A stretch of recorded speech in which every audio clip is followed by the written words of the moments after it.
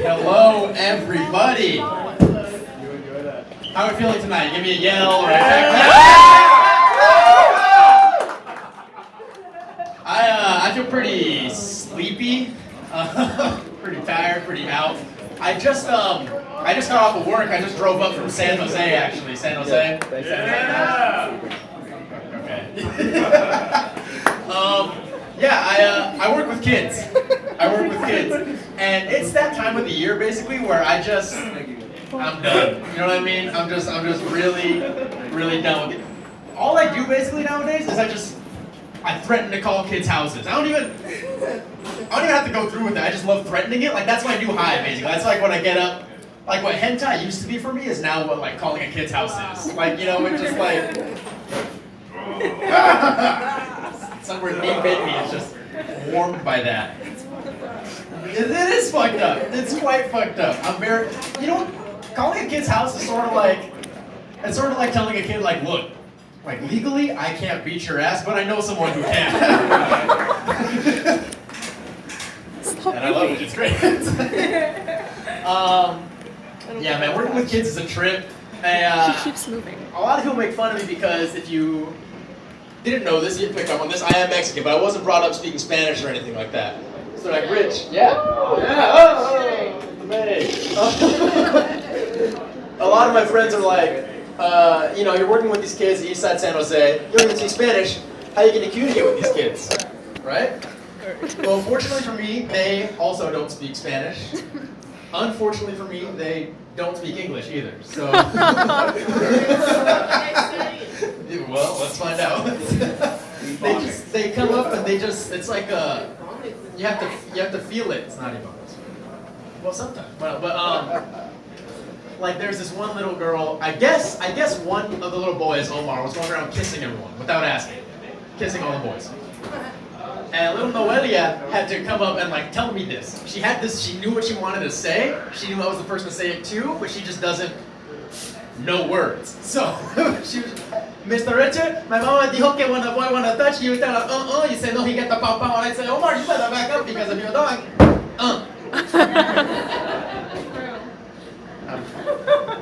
That's what you got. Yeah, I'm just like, okay, all right. So, I don't know. I've been swiping right on the bench for the past like 15 minutes. I don't know what's been going on. I'm like, okay, Omar, cut it out. Like, I don't know. Like, I don't know how to address this. But it's a serious problem, and we want to nip this kind of behavior in the bud, right? Kissing girls in the playground is like mildly annoying when you're 7. When you're 20, it's prison. So it's like, stop this.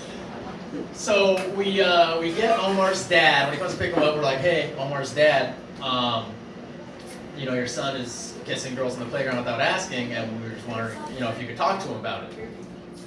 And Omar's dad, first off, Omar's dad, Omar, look exactly alike. Exactly like, both 4 feet tall. Both have an amazing mustache. So it's like watching just like this clone battle in front of me. The dad, I can immediately see he's carrying a lot of things. One, he wants to obviously get his son to change his behavior, right? He wants his son to learn the right way to be. B, he wants to do it in a way where like we, the teachers, like know that he's being like a good dad. He's not just going home and like hitting him once and being like, stop. He wants us to see this, the parenting. But in order for that to happen, he has to do this all in English, which, is not his forte. So he has Omar right here. He's right here. He's like, Omar, I tell you, I tell him, but he don't listen. I told him. I tell him, you might think it's a joke. She might think it's a joke, but like if she say no, or like if she's sleepy, then no. You cannot touch. And like, dude, like that's, okay, maybe not the right thing to say, but that's so real. You know that just came from the heart. Like what else is he telling us? I'm like, you might want to, she might want to, but like, Like if you were really mean to her mom at dinner, then like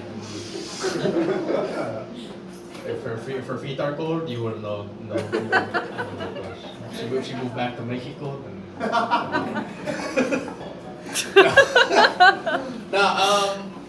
So work's been tough. Work's been a little bit tough, dealing with a lot every day. And I gotta be honest, personally, it's not been easy either.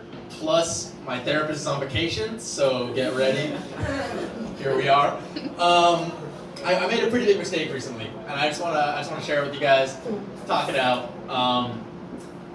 Last weekend, I woke up in my ex's bed. That's not the mistake. That's not the. Technically, it could be the mistake, but there's another. It gets worse. Is what I'm saying. It gets worse. And then yeah, I wake up in her bed. She's there, obviously.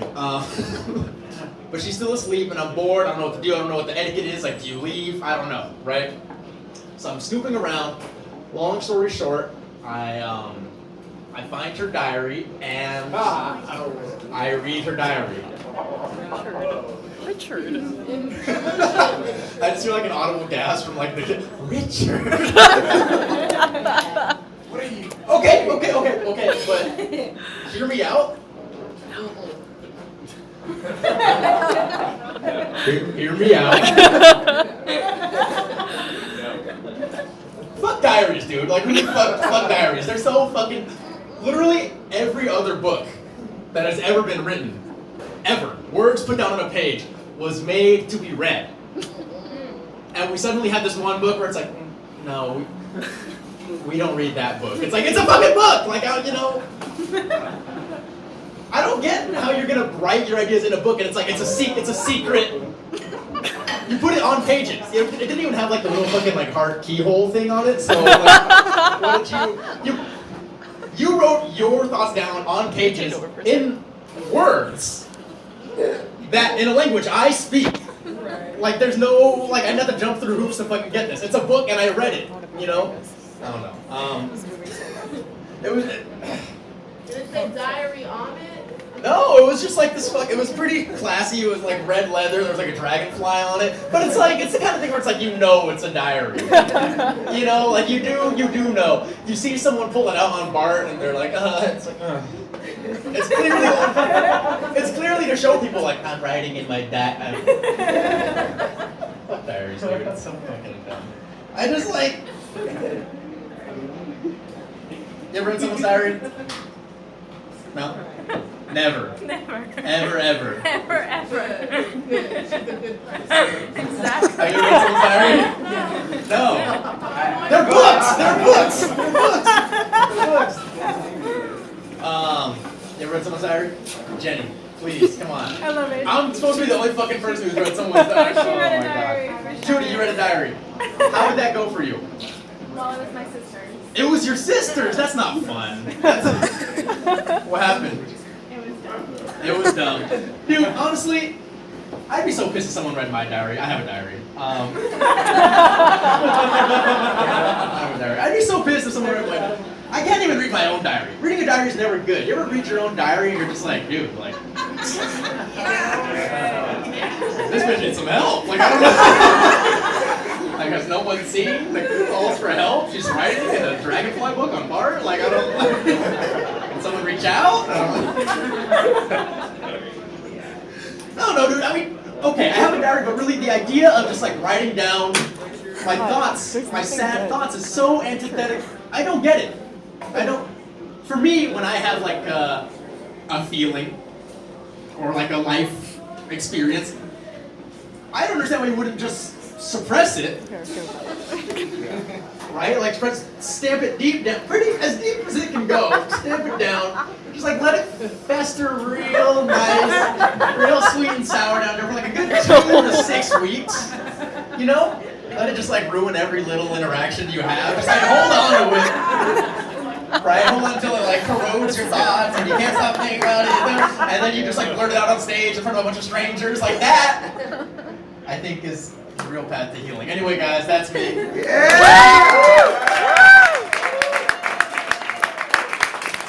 Guys, give it a Richard Raya, everyone. Give it a